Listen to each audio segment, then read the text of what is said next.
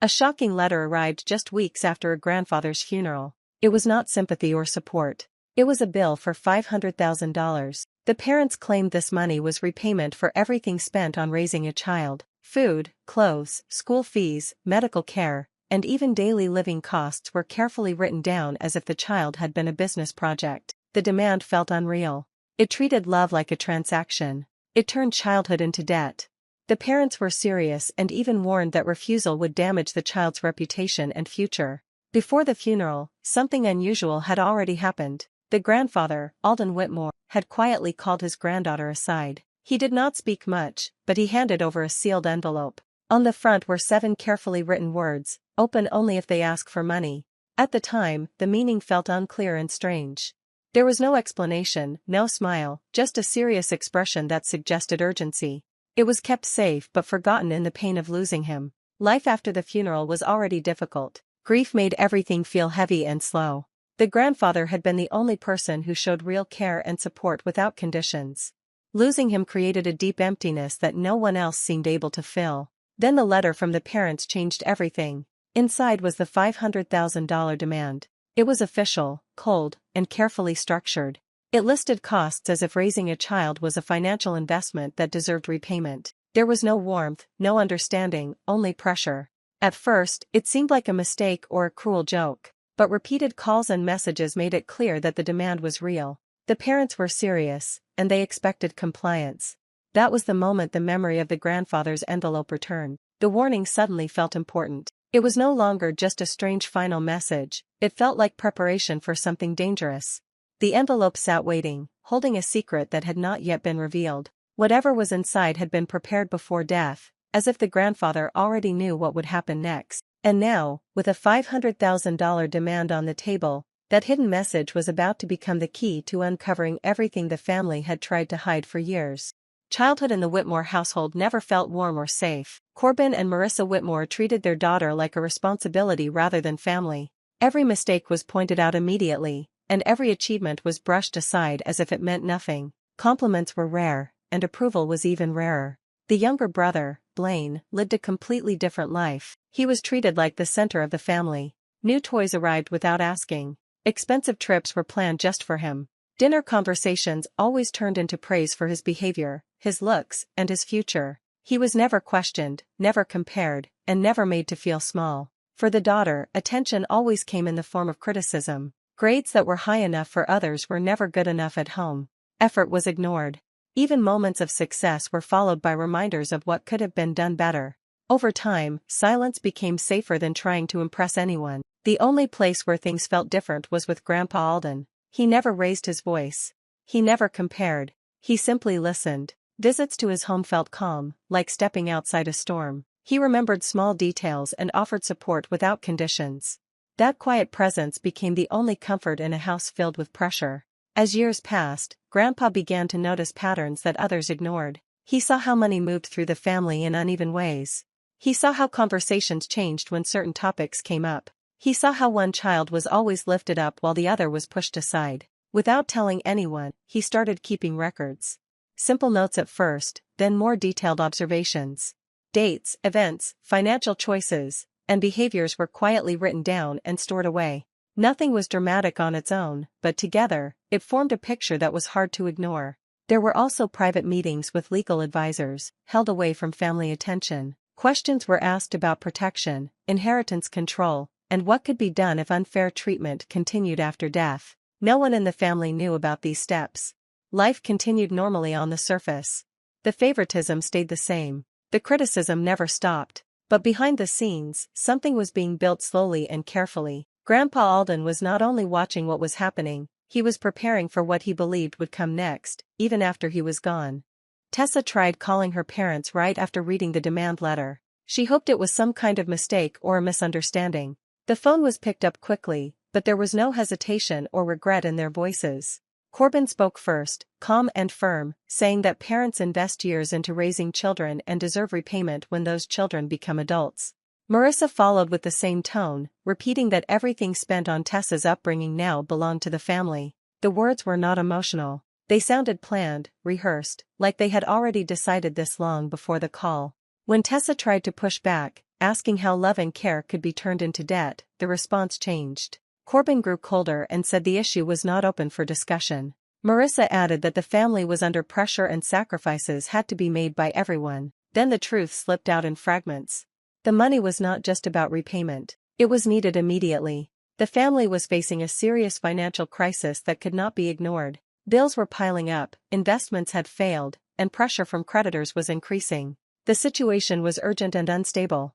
Tessa stayed silent as more details came out. The demand was not just about the past, it was about survival in the present. Then Blaine's name entered the conversation.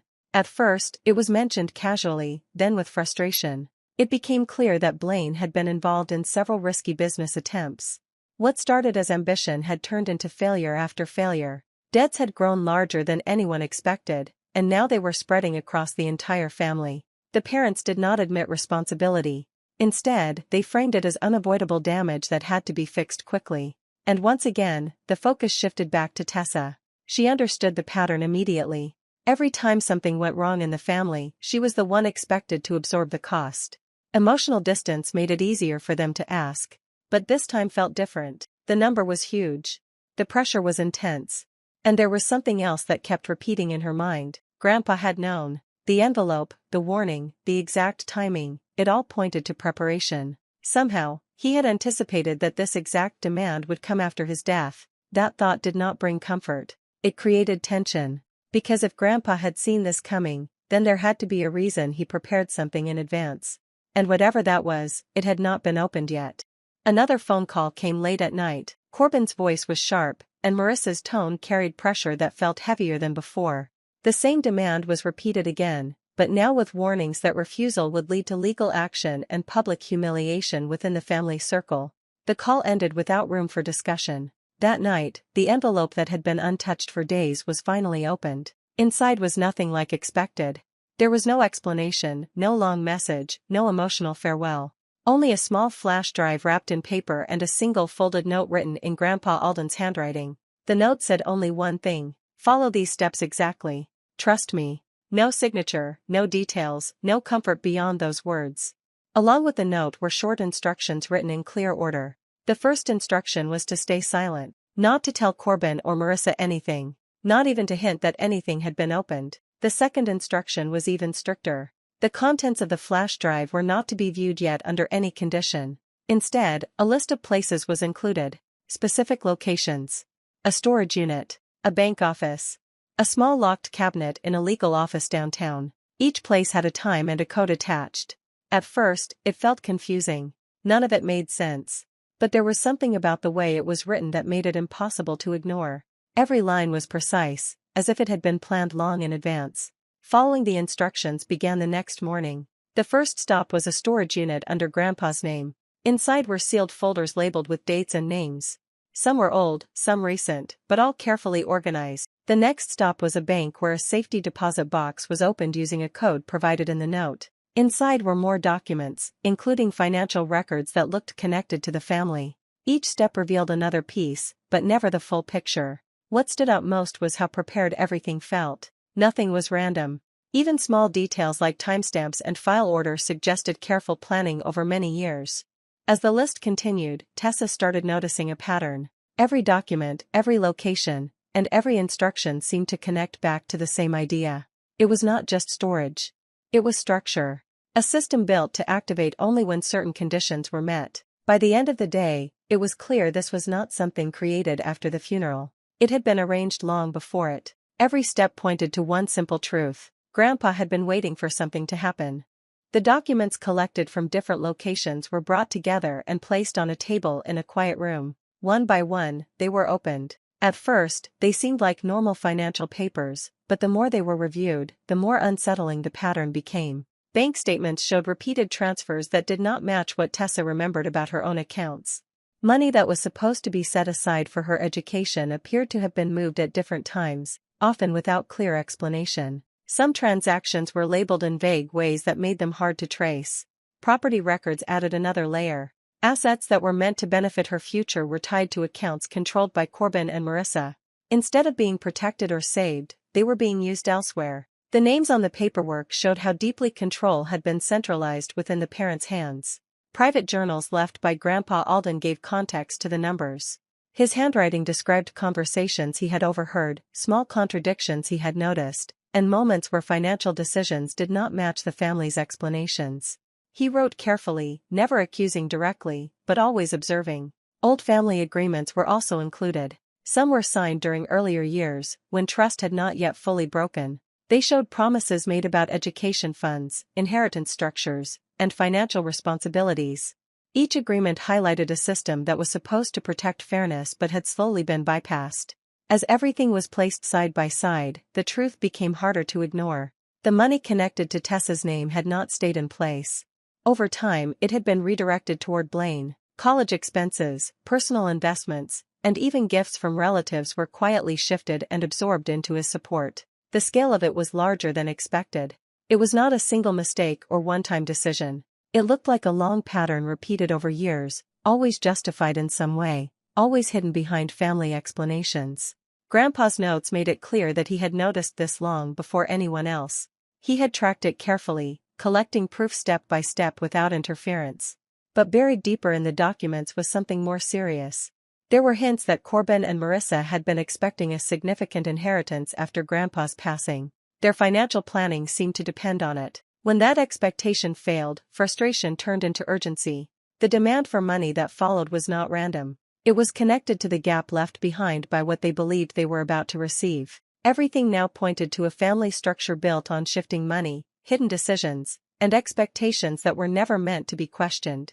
Tessa arranged a meeting with Sullivan Mercer in a small office downtown. The room was quiet, filled with old files and the faint smell of paper and wood polish. Mercer did not waste time with greetings. He looked tired, like someone carrying a story he had been holding for too long. He opened a locked folder and placed it on the desk. Inside were copies of documents Tessa had already seen, but also notes that had never been shared before. Mercer finally spoke in a low voice, explaining that none of this was random. Grandpa Alden had been watching the family for years, not in a controlling way, but in a careful, patient way. He noticed patterns in behavior, especially around money and responsibility. He saw how decisions always seemed to shift pressure toward Tessa whenever problems appeared. Mercer explained that Alden never believed this would stop on its own. Before his death, he prepared a full plan, not just for inheritance, but for protection. The envelope, the instructions, and every location Tessa had been sent to were part of a system designed with a single purpose. It was not about revenge. It was about exposure. Each step was meant to reveal intent, not just actions. If Corbin and Marissa behaved normally, nothing would have changed. But if they showed pressure, demand, or manipulation, it would activate a deeper set of safeguards. Mercer then said something that changed the tone of the entire conversation. Alden never finished the final step himself. He left it incomplete on purpose. According to him, no written plan could fully prove the truth unless the family exposed themselves first. The system only worked if they made certain choices on their own. Tessa sat quietly as Mercer explained further. The idea was simple but sharp. The evidence alone was not enough. Behavior mattered more. Every demand, every threat, every attempt to pressure Tessa added weight to the case Alden had built. Mercer leaned back and said that everything was now unfolding exactly as Alden predicted. The demand for money, the pressure, and the urgency were not surprises. They were triggers. Each action from Corbin and Marissa was completing the structure step by step. Without realizing it, they were filling in the final pieces of something already designed long ago. The room felt heavier after that. It was clear now that nothing happening was accidental. Every move had already been anticipated, and the only thing left was the final outcome that their own actions were creating. The family gathering was held in Corbin's house. The living room was filled with relatives sitting closely together, some whispering before the conversation even began. The air felt tense, like everyone was waiting for a conflict they already expected. Corbin stood first. His voice was steady, but carefully shaped to sound tired and burdened. He spoke about responsibility, about how families should support each other when things get difficult. He described the financial pressure they were facing, making it sound like a shared struggle that required unity. Marissa followed immediately. Her tone was sharper. She said Tessa had been distant, ungrateful, and unwilling to understand the family's situation. She painted the request for money as something reasonable, even necessary, given everything the family had done in the past. Around the room, relatives reacted in different ways. Some nodded slowly, influenced by the way the story was being told. Others stayed silent but observant, unsure of the full truth. The atmosphere shifted toward quiet judgment. Then Blaine spoke. He looked uncomfortable but tried to appear innocent. He said he never wanted conflict and only hoped the family could stay together. His words were careful, avoiding responsibility while still benefiting from the sympathy in the room. All eyes eventually turned to Tessa. She did not respond immediately. There was no rush in her movement, no urgency in her expression. For a long time, she had always defended herself in moments like this. Explained. Justified. Tried to be understood. This time was different. She stayed quiet. The silence created confusion. Corbin expected resistance. Marissa expected emotion. Even Blaine looked uncertain. But nothing came. Inside her mind, the instructions from Grandpa Alden were clear. Every step until now had led here. The final condition was not in a document or a letter. It was in behavior, timing, and choice. The family believed they were controlling the situation, but the structure around them had already been shaped long before they gathered in this room. Corbin continued speaking, trying to fill the silence. Marissa added pressure again, hoping to force a reaction. Relatives shifted in their seats, waiting for something to break. Still, Tessa said nothing. Instead, she slowly reached for the flash drive that had been kept hidden since the beginning. No announcement was made. No warning was given. The action was calm, deliberate, and certain. At that moment, the tone of the room changed. It was no longer a discussion. It was the point where everything prepared long before this gathering was about to reach its final step. The flash drive was connected to a small screen brought into the room. At first, there was only static. The relatives leaned forward slightly, unsure of what would appear. Corbin and Marissa stood stiffly, watching with forced confidence that slowly began to fade. Then the image cleared. Grandpa Alden appeared on the screen. He looked older than in memory, but his expression was calm and focused, as if he had chosen every word carefully before recording. The room went completely silent. He began speaking directly to the family. His voice was steady, without anger, but firm enough to hold attention. He did not waste time on introductions. He went straight to the reason the video existed. Documents appeared beside him on the screen as he spoke. Bank records, account summaries, and dated entries were shown one after another. Each one matched the names and transactions that had already been questioned before. He explained how funds meant for Tessa had been moved over time. Not once, but repeatedly. Each transfer was small enough to avoid attention, but together they formed a pattern that could not be ignored. The room shifted uncomfortably as more details appeared. Some relatives looked at Corbin and Marissa with confusion, others with disbelief. The confidence they had shown earlier started to crack. Grandpa continued, explaining how this pattern was not accidental. It was consistent, planned, and hidden through careful wording and timing. He described how opportunities given to Tessa had slowly been redirected elsewhere, always justified in ways that sounded acceptable on the surface. Then the tone of the video changed slightly. His expression became heavier. He revealed that before his death, Corbin and Marissa had made quiet attempts to influence his estate decisions. They had asked questions about control, suggested changes, and tried to shift arrangements in their favor without directly stating their intent. The room reacted immediately. Murmurs spread. Some relatives turned their attention fully toward Corbin and Marissa, who now looked less certain, their earlier confidence replaced with visible discomfort. The evidence on screen supported every claim, showing records of conversations and requests that had never been made public. Grandpa's voice remained steady throughout, but the meaning behind it was becoming harder to ignore. This was not only about money that had been moved, it was about intention that had been hidden for years. As the video continued, it was clear that what had started as a family dispute was now turning into something far more serious, and the explanation was not yet finished. The video shifted after a short pause. The screen changed, and Grandpa Alden's expression became even more serious.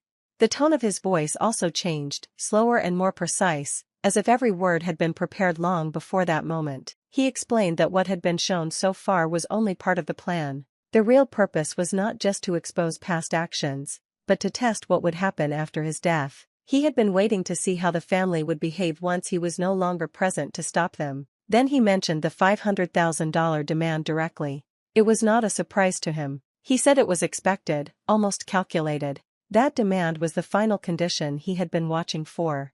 If Tessa was ever targeted financially in that exact way, a set of legal protections would automatically activate. These were not normal instructions. They were built into trust agreements and financial structures that had been arranged quietly over time. The moment the demand letter was created and sent, it triggered a chain of actions already written into those agreements. On the screen, documents began to appear again. This time, they showed transfers of ownership, updated trust records, and account changes that were legally binding. Everything was dated and verified. Grandpa explained that several assets had been held in protected trusts for years. These were not visible to the family in normal circumstances. However, once the condition was met, full control of those assets would move to Tessa without delay. At the same time, other benefits that Corbin and Marissa had expected to receive were removed. Access rights were revoked automatically through the same structure. Nothing required negotiation or approval at that stage. The room reacted immediately. Confusion turned into shock as people tried to understand what was happening. Corbin stepped forward slightly, but stopped when he realized the changes were already complete on paper. Marissa's expression shifted as she looked at the documents being displayed. Blaine stayed silent, no longer acting confident. The earlier pressure in the room disappeared completely. Grandpa's voice remained steady throughout the explanation. He said none of this was based on emotion. It was based on behavior and choices made after his death. He had expected exactly this response. The demand, the pressure, and the attempt to control Tessa financially were not surprises. They were confirmations. Everything that had been built over years was now complete. The structure had reacted exactly as designed, and there was no step left undone. Months passed, and the family was no longer the same. The house that once felt loud with arguments and control now stayed quiet. Conversations became short, and gatherings became rare. The tension that had once filled every room had turned into distance. Corbin and Marissa struggled to adjust to what followed. Their position in the family circle weakened as more relatives learned what had happened. People who once agreed with them slowly stepped back. Invitations stopped coming. Support faded. What remained was the reality of their decisions and how they had affected everyone around them. Blaine, who had always stayed in the background of family decisions, was finally forced to face his own choices. Without constant protection or excuses from others, he had to deal with the results of his actions. For the first time, responsibility could not be avoided or shifted onto someone else. Tessa did not raise her voice through any of it. There were no public arguments, no attempts to humiliate anyone, and no effort to create revenge. Even when questioned by relatives or approached with opinions, she remained steady and quiet. She did not fight for attention or approval anymore. Instead, she focused on rebuilding her life step by step. The changes that came after the final video were not used as weapons. They were simply accepted as reality. Work, plans, and decisions slowly began to move forward in a new direction. The resources left behind by Grandpa Alden were used carefully. Nothing was wasted or rushed. Every decision was made with patience, as if following a path he had already imagined long before. Over time, life began to feel different. Not perfect, but stable in a way that had never existed before. The pressure that once defined every family interaction no longer had control. One day, Tessa returned to the cemetery where Grandpa was buried. The visit was quiet. There were no words at first, only standing still and remembering everything that had led to this point. In that silence, something became clear. The greatest gift was not the financial change or the documents or even the system he had built. It was the protection it created. It ensured that no one could define her worth through control, pressure, or demands again. It broke a cycle that had lasted for years and replaced it with something steady. Walking away from the grave, there was no anger left, only understanding that his final act was not about punishment, but about making sure she would finally be free to live without being treated as something owed.